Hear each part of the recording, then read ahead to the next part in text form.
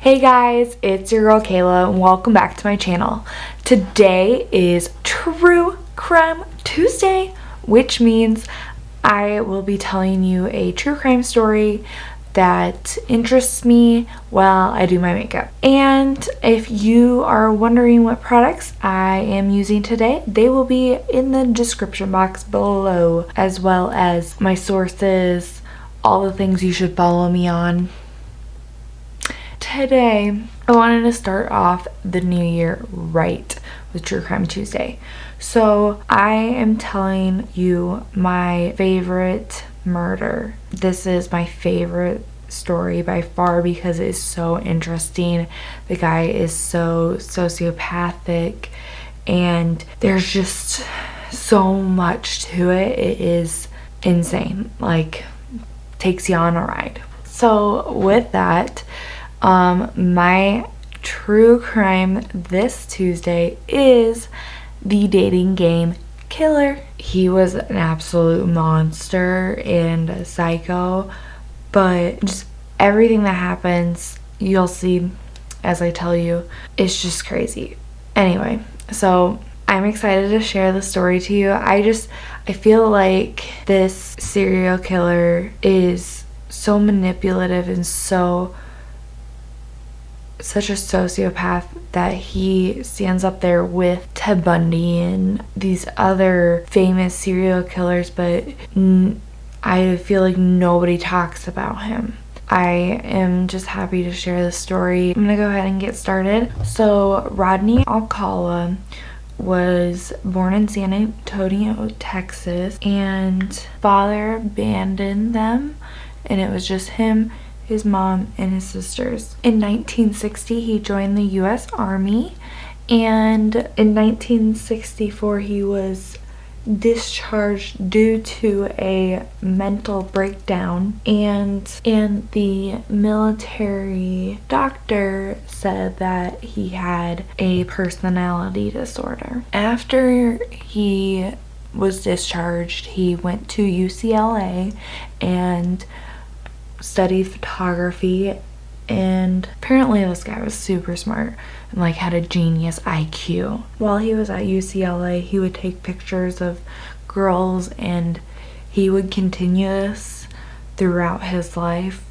and it's just creepy. So in 1968, he commits his first known crime. Somebody witnessed him luring an 8-year-old Tali Shapiro into his car and then into his apartment.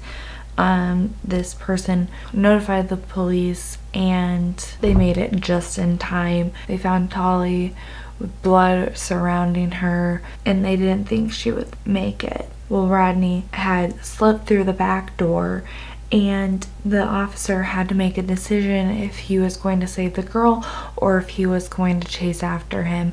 And obviously he chose to save the girl, and thankfully he did. Tali lived, even though she had been raped and beaten with a steel bar. So Rodney Alcala had gotten away and fled off to New York. Well, then he decided to attend NYU and study film, but he went under the name of John Berger. And during the summer, he was a camp counselor, because that's the best job for him.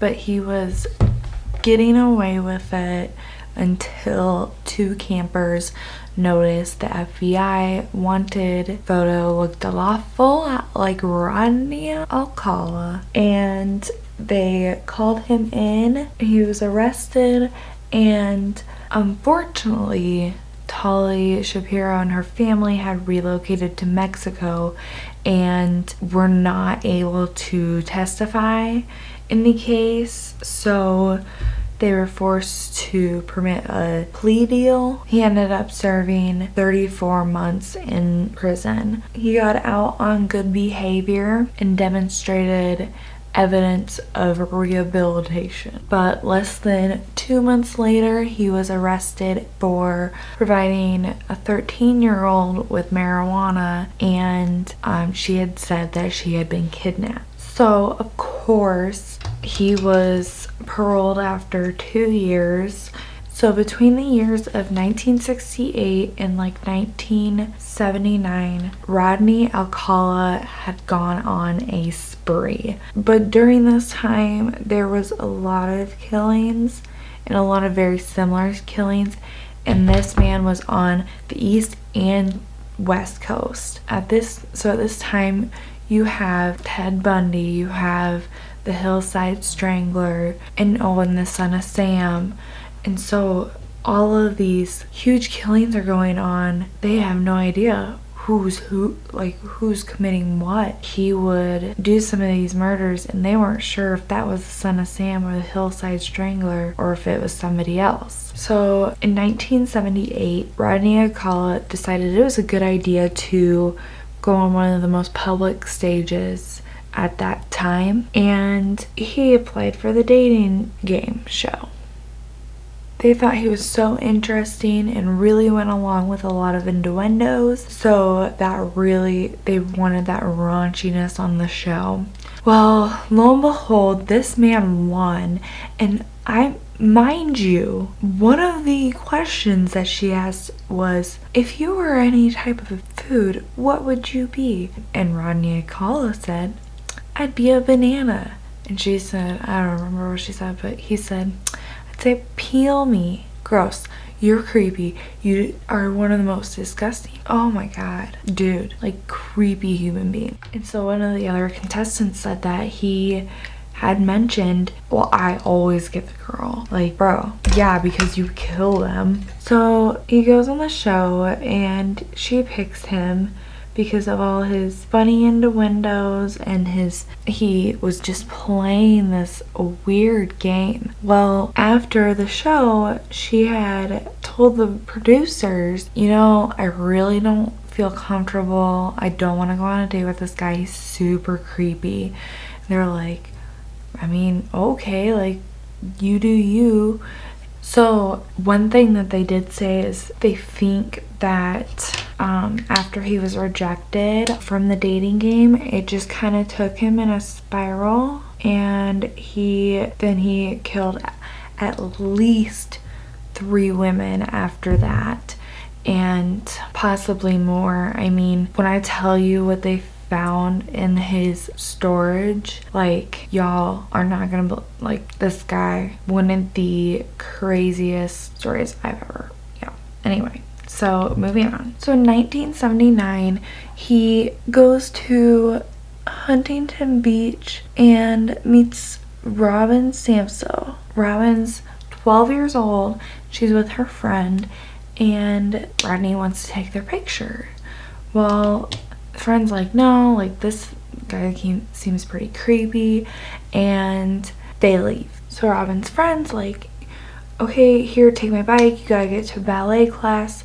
Well, Rodney had followed her and picked her up, and she never made it to ballet class. Her remains were found 12 days later. So Rodney was arrested, and they found things for a storage locker, and eventually were able to search the storage locker and found so many, like hundreds of earrings and treasures and photographs of all these women, all his trophies from his killings. And in the storage locker they did find Robin's earrings.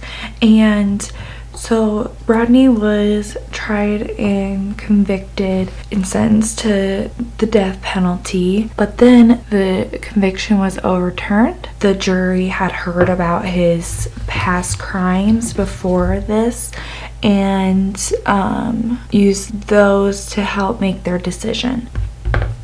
So in 1986, he was convicted a second time and sentenced to death, and it was overturned once again because his attorney didn't represent him well enough or whatever. So the third time, he represented himself and decided that he was smart enough to do this. The worst part is he sat and argued with Robin's mom and said that those weren't her earrings. So the third prosecution took place in 2003, and they had new evidence and DNA evidence linking him to 4 other murders. So they got him for 5 counts for Robin Samso, for Jill Barcombe, Georgia Wickstead, Charlotte Lamb, and Jill Pernto. There was also a murder that they weren't sure was him. It was Christine Thornton. Her and her boyfriend decided to go to Montana for gold, and she was pregnant, mind you, and they got in a fight and he left her on the side of the road. So Girly is hitchhiking, trying to figure out what to do as she's on the side of the road, pregnant, and here comes along Rodney Alcala. So she goes missing, and her sister does research trying to figure out more. They can't find her boyfriend, and the police wouldn't file a missing persons report because she was an adult. 5 years later, in 1982, a herder finds human remains were of a woman of about 24 to 35 and one of an infant about 4 to 5 months. And they weren't sure who it was until they discovered photos of Christine in the cases of photos that were posted to the public from the law enforcement to try to find these women and solve their cases. So the one thing that Robin's mom really wanted was to see her daughter's killer be put to death. Unfortunately, she was never able to see that because California changed their laws on the death penalty and he will not be executed. So that's the story of the dating game killer. There's so much information about him. If you would like to read more, definitely check out the sources below. And there is a 2020 episode on Hulu about the dating game killer. It is such a good episode, so definitely check that out. And tell me any stories that you would like me to feature for True Crime Tuesday, or anything you'd like me to try for Fun Day Fridays. I will see you on Friday for Fun Day Friday. If you miss me, definitely check out my other social media platforms, and I will be posting every day so you never miss my beautiful face. Well, thank you guys, and I hope you have a wonderful week, and I'll see you on Friday. Thanks guys, see you next time.